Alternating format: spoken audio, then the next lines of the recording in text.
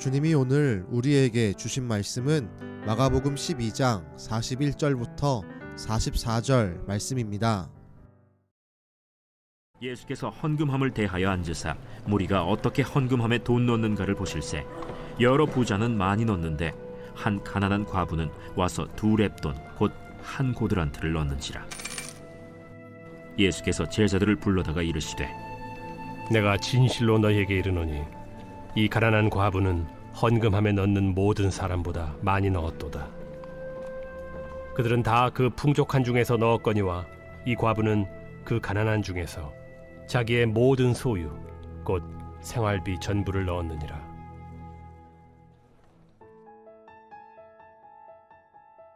예수님이 성전에서 사람들을 향해 말씀을 전하실 때에 보신 것은 사람들이 헌금을 내는 모습이었습니다. 헌금함에 많은 돈을 넣는 부자들과 2렙돈을 넣은 가난한 한 과부의 모습을 예수님은 주목하셨습니다. 그 모습을 보신 예수님은 제자들을 불러 교훈하시기 시작하십니다. 부자들은 풍족한 중에 넣었지만 과부는 가난한 중에 모든 소유, 생활비 전부를 넣었다. 과부가 하나님께 드린 2렙돈은 당시 화폐의 최소 단위에 불과한 한 고드란트였습니다. 당시 헌금함은 헌금을 낼 때 소리가 났다고 합니다. 당시의 부자들은 자신이 헌금을 많이 한다는 사실을 사람들에게 알리기 위해 과시하며 그 소리를 나도록 헌금을 드렸습니다. 예수님이 보시기에 부자들의 모습은 앞에서 말한 높은 자리를 탐하는 서기관들과 다르지 않은 사람들이었습니다. 과부가 작지만 자신에게 있는 최선의 헌금을 드릴 수 있는 이유는 전적으로 하나님을 의지했기 때문입니다. 과부는 당시 사회에서 최대 약자 중에 한 명입니다.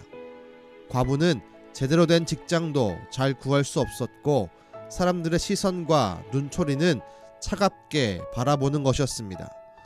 과부들은 당시 사회에서 배척받고 천대받는 사람들이었습니다. 그런 과부가 나와 자신의 전 재산을 드린다는 것은 놀라운 일입니다. 과부는 헌금을 내며 아까워하지 않고 부끄러워하지도 않습니다. 아까워했다면 모든 생활비를 낼 수 없었을 것입니다. 과부는 하나님께 드리기를 기뻐했습니다. 이 헌금을 통해 하나님의 일들이 펼쳐질 것을 기대했습니다. 마치 오병이어 사건에서 떡 5개와 물고기 2마리를 바친 아이처럼 자신의 것을 통해서라도 하나님의 뜻이 이루어지길 바라며 드렸습니다. 서기관들과 부자들은 자신의 것을 채우며 살았던 사람들이지만 말씀에 나타난 과부는 하나님의 것을 채우고 하나님을 기대하는 삶을 살았습니다. 주님은 이런 자들의 삶을 책임져 주십니다. 자신의 마지막 양식을 하나님의 말씀에 따라 엘리야에게 헌신한 사르밧 과부는 하나님의 책임지심을 경험하며 기근 중에서도 양식을 누리는 축복을 얻게 되었습니다.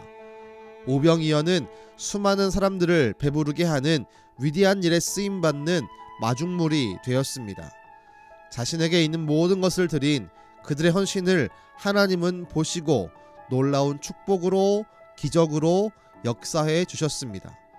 바라기는 우리도 이런 은혜와 축복을 누리게 되기를 간절히 소망합니다. 주를 위해 드림으로 주님의 일이 일어날 것을 기대하십시오. 주님만을 의지하여 드림으로 주님의 축복이 나에게 나타날 것을 기대하십시오. 그 믿음대로 하나님께서 역사해 주시고 축복해 주실 것입니다.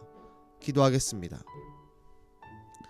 주님, 자신의 전 생활비를 넣었던 과부의 모습을 바라보시며 그를 칭찬한 예수님 말씀을 기억합니다. 그녀가 그렇게 자신의 모든 생활비를 넣을 수 있던 이유는 하나님만을 의지했던 신앙이 있었기 때문입니다.